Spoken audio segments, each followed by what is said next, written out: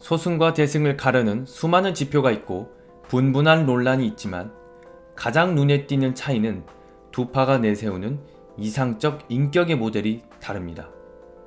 소승의 목표란 아라한이죠. 정념과 번뇌, 무지를 다스려 자기 구원을 이룬 자를 가리킵니다.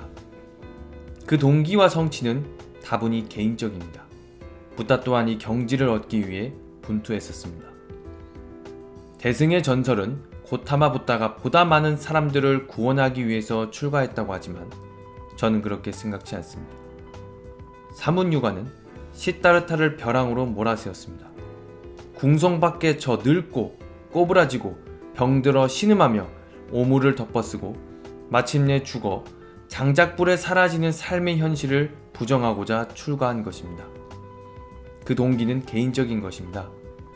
보리수 아래의 깨달음을 얻고 나서도 그는 자신의 깨달음이 일반인에게 너무 생소하고 그래서 비웃음을 살까 싶어 혼자 그 비밀을 안고 가려 했습니다.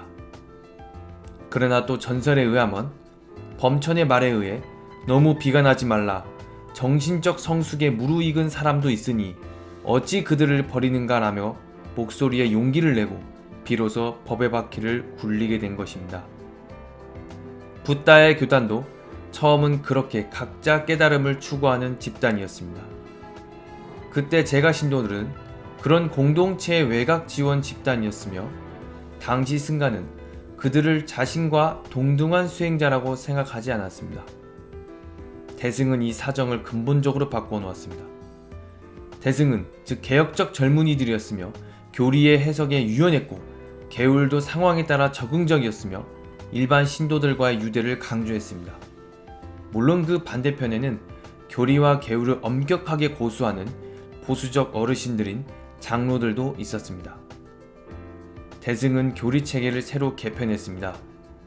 그 중심에 보살이 있습니다. 보살을 강조함으로써 이전의 소승적 인간형들이 편협하고 이기적인 것으로 비판했습니다. 어떻게 너만 해탈하겠느냐고 하느냐. 대승은 새로운 길을 영웅들의 수레라고 불렀으며 그들은 자신을 비우고 남과 더불어 깨달음을 추구한다는 점에서 소승과는 다른 이념을 세웠습니다. 그렇다면 이 시대에서 자신은 어떻게 사는 것이 대승의 이념을 실천하는 것인가라고 생각해 봅니다. 남과 더불어 깨달음을 추구하는 삶 속에서 자신은 어떤 역할을 수행할 수 있는가 말이죠. 이 질문에 저는 변화가 있었습니다. 최근 새로운 삶을 살고 있는데요. 상대에게 도움이 되는 사람이 되어야겠다고 말이죠. 필요한 사람이 되어야겠다고 생각하며 주변을 살펴보니 여러 가지가 놓여 있었습니다. 그 중심에는 자신에게 온 인연들과 주변인들로부터 시작해보는 것이었습니다. 그동안 너무 멀리서 찾았습니다. 예를 들면 학연, 지연, 혈연 그런 인연들이죠. 하지만 지금은 그렇지 않습니다. 상대에게 필요한 역할을 해내겠다고 기도 올리고 마음먹으니 가슴이 따뜻해짐을 느꼈습니다. 대승의 이념은 멀리 있지 않습니다. 주변 인연에서 시작해 상대에게 필요한 사람이 된다고 마음먹으며 오염되지 않는 마음이 가슴에서 따뜻하게 피어날 것입니다. 공덕도 쌓일 테고요. 자, 오늘 본문도 도움되셨길 바라며 지금까지 선제버스였습니다. 감사합니다.